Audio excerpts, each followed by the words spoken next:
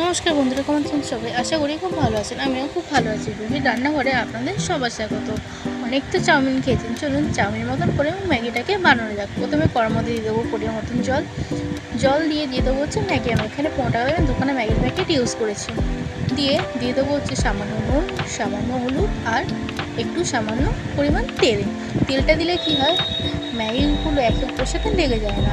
এদিকে ম্যাগিটা সেদ্ধ হতে থাক, ওদিকে আমি কেটে নিয়েছি হচ্ছে একটা বড় আলু, একটা বড় পেঁয়াজ, টমেটো আর কাঁচা লঙ্কা ভালো মতন কুচি করে নিয়েছি। আর আপনারা লঙ্কাটা আপনাদের ঝাল অনুযায়ী দেবেন।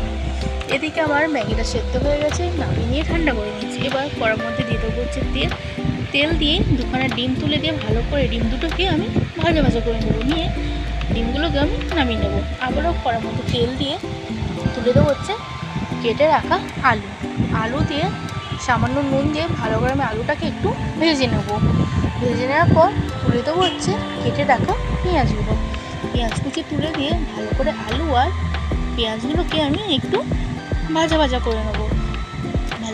যখন হয়ে যাবেন তখন তুলে দেবেন হচ্ছে টমেটো কুচি আর লঙ্কা কুচি। আমি এখানে কিন্তু 4-5টা লঙ্কা দিয়েছি আমার ঝাল অনুযায়ী, আপনারা বেশিও দিতে পারেন আপনাদের ঝাল অনুযায়ী।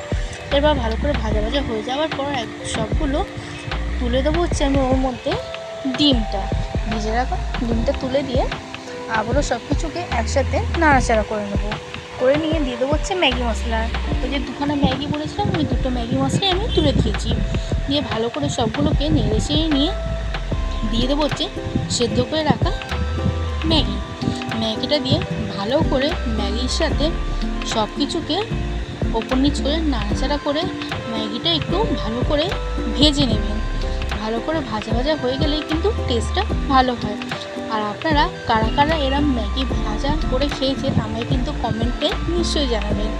আর যদিও বা নাও খেয়ে থাকেন, এরম একবার বানিয়ে দেখুন, দুর্দান্ত টেস্ট লাগে। ভিডিওটি কেমন হয়েছে কমেন্টে নিশ্চয়ই জানাবেন। আর ভিডিওটি ভালো লাগলে like, comment, share and subscribe করতে ভুলবেন না। আজকের মতন টাটা।